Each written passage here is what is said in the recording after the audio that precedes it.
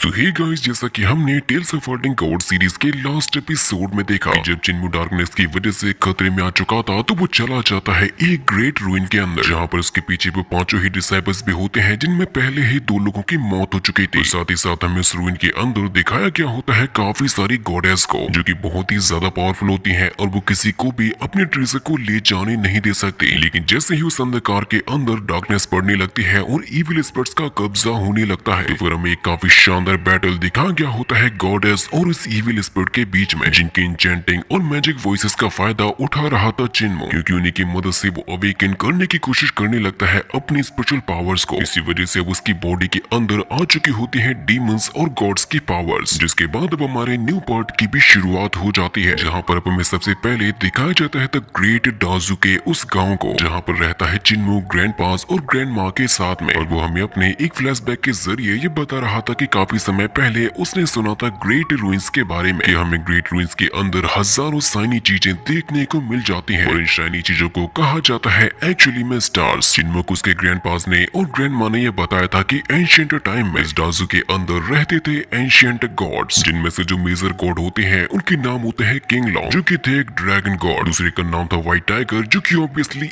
एक टाइगर ही था, तीसरे का नाम होता है सुजाकू जो कि जाना जाता था एक फायर बर्ड के नाम से, और चौथे को कहा जाता है जुआनबू जो कि एक्चुअली में होता है एक टर्टल साइज का मॉन्स्टर गॉड। हमें ये बता रहा था कि जो गॉड जुआनबू थे वो अपनी बैक के ऊपर एक शील्ड बना के रखते थे और उसी के साथ में आगे बढ़ते थे। ऐसा कहा जा सकता है कि एंशिएंट टाइम में उन्होंने ही इन गैलेक्सीज का निर्माण किया था, क्योंकि उनके चलने से ही निर्माण हुआ था गैलेक्सीज का। लेकिन फिर जैसे ही डार्कनेस का उदय होना शुरू हो गया तो उसके बाद फिर गॉड्स और स्टार्स तो मानो ऐसा लगने लगा था जैसे कि गायब ही हो चुके हो। केवल जो स्टोन स्टैचू होते हैं उन्हीं के अंदर ही इतनी पावर थी कि उनके पास में नहीं आ सकती थी कोई भी डार्कनेस। ऐसा कहा जाता है जैसे कि इनके अंदर हो रियल गॉड्स की ही पावर, जिसकी वजह से गॉड्स ने इस डाजू नाम की जगह को छोड़ दिया हमेशा हमेशा के लिए। यहाँ की जो पावर्स है, जो स्पेशलिटी है, वही केवल इंसानों को और इंसानियत को बचाती है। हम जैसे लोग जो यहाँ पर रहते हैं उनको दुनिया ने भुला दिया, उनको हर किसी ने भुला दिया। चिन्मू इस बार में सोच रहा था कि जब गॉड्स इस डाजू को छोड़कर ऑलरेडी यहाँ से जा चुके हैं तो आखिर उन लोगों ने अपनी पावर्स को नुमाइंदा जिनको कहा जाता है स्टोन स्टैचू, उनको पीछे क्यों छोड़ दिया। आखिर ऐसी क्या वजह हो सकती है जिसकी वजह से स्टोन स्टैचू हम लोगों को बचाते हैं डार्कनेस से। ऐसे क्या राज छुपे हुए हैं इन स्टोन स्टैचूज के अंदर जो केवल अंधकार होते ही डार्कनेस के आते ही अपनी पावर्स को दिखाते हैं। इसीलिए चिन्मू ये सोच रहा था कि डाजू के अंदर इतनी सारी सीक्रेट्स भरे पड़े हैं जिनके बारे में वो कभी सोच भी नहीं सकता। उसके बाद हमें दिखाया जाता है कि सूर्य का उदय हो चुका था, सूर्य की किरणें चारों तरफ ही फैल चुकी थी, जिसकी वजह से सारी की सारी डार्कनेस भी यहाँ से गायब हो चुकी थी। और फिर हमें उसी रूइन का ही सीन दिखाया जाता है जहाँ पर मौजूद होता है चिन्मू, जिसके साथ साथ उसी जगह पे मौजूद होते हैं वही सभी के सभी एनिमल्स और वो दोनों ही डिसाइपल्स, जिन बीस्ट और एनिमल्स को जैसे ही सूर्य की किरणों का एहसास हुआ था वो तुरंत ही यहाँ से बाहर जाने भी लगते हैं। साथ ही तभी ब्रदर चू